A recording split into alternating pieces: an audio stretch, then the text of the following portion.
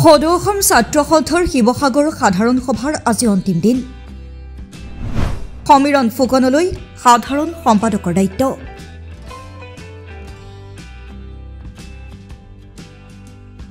নিশা শিৱসাগৰ পৰাগ চলিহা ষ্টেডিয়ামত অনুষ্ঠিত হোৱা আছুৰ প্ৰতিনিধি সভাত স্থায়ী সাধাৰণ সম্পাদক হিচাপে নিৰ্বাচিত হ'ল সমীৰণ ফুকন।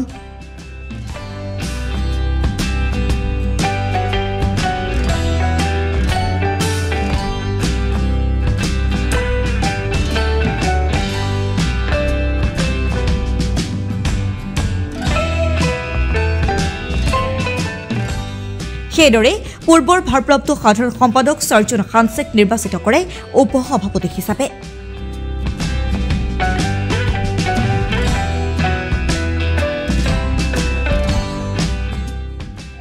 সাধাৰণ সম্পাদক হিচাপে নিৰ্বাচিত হোৱাৰ পাছতে সমীৰণ ফুকনে শিৱসাগৰ জিলা ছাত্ৰ সন্থাৰ কাৰ্যালয়লৈ গৈ শ্বহীদ বেদীত সেৱা লৈ বন্তি প্ৰজ্বলন কৰি শ্বহীদসকলৰ প্ৰতি শ্ৰদ্ধাঞ্জলি জ্ঞাপন কৰে।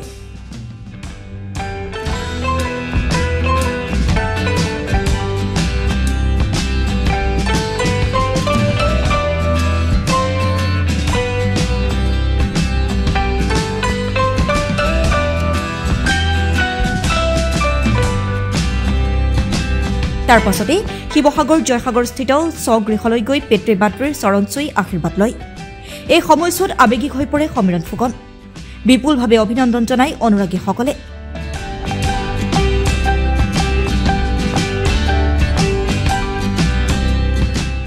লগতে অনাগত দিনত সকলোকে লগত লৈ বলিষ্ঠভাৱে ছাত্ৰ সন্থাক আগুৱাই নিয়াৰ পণ লয়। জাতিৰ স্বাৰ্থত নিস্বাৰ্থভাৱে কাম কৰি যোৱাৰ প্ৰতিশ্ৰুতি দিয়ে সমীৰণ ফুকনে। মোৰ সেৱাৰ থলী এই সেৱাৰ থলীত সদৌ অসম ছাত্ৰ সন্থাৰ জৰিয়তে অসম মাতৃক সেৱা কৰিবৰ কাৰণে সদৌ অসম ছাত্ৰ সন্থাই সুযোগ সুবিধা দিছে। সকলোলৈকে আন্তৰিক কৃতজ্ঞতা জনাইছোঁ আৰু জাতীয় জীৱনক শক্তিশালীৰ ওপৰত বলিষ্ঠ ওপৰত আগবঢ়াই নিবৰ কাৰণে সদৌ অসম ছাত্ৰ সন্থাই এই সাধাৰণ সভাৰ পৰৱৰ্তী পৰ্যায়ত আমি পদক্ষেপ গ্ৰহণ কৰিম। ডক্টৰ সমুজ্জ্বল কুমাৰ ভট্টাচাৰ্যৰ মাৰ্গদৰ্শনে উৎপল শৰ্মা ডাঙৰীয়াৰ নেতৃত্বত আমি সামূহিকভাৱে সদৌ অসম ছাত্ৰ সন্থাক ৰাইজে বিচৰা ধৰণৰ এটা সংগঠন হিচাপে প্ৰতিগৰাকী আই মাতৃয়ে যাতে প্ৰত্যেক দিনাই প্ৰাৰ্থনাত সদৌ অসম ছাত্ৰ সন্থাৰ ল'ৰাকেইটাক মনত পেলাই যে ল'ৰাকেইটা কুশলে থাকক, তেনেকুৱা এটা পৰিস্থিতি তেনেকুৱা এটা পৰিৱেশ আনিবৰ কাৰণে আমি বদ্ধপৰিকৰ আৰু সেই বাটেৰে আমি বাট বুলিম।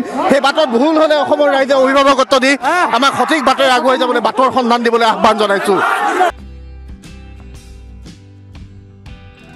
Bureau report inch media.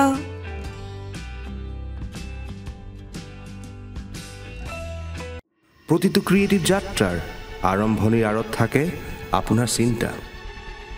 আপোনাৰ চিন্তাক বাস্তৱায়িত কৰিবলৈ আমি এনজে প্ৰডাকশ্যন। প্লেনিঙৰ পৰা ষ্টৰি বৰ্ডিঙলৈ প্ৰতিটো সময়ত প্ৰতিটো ক্ষেত্ৰত আমি আপোনাৰ সহায়ৰ বাবে প্ৰস্তুত।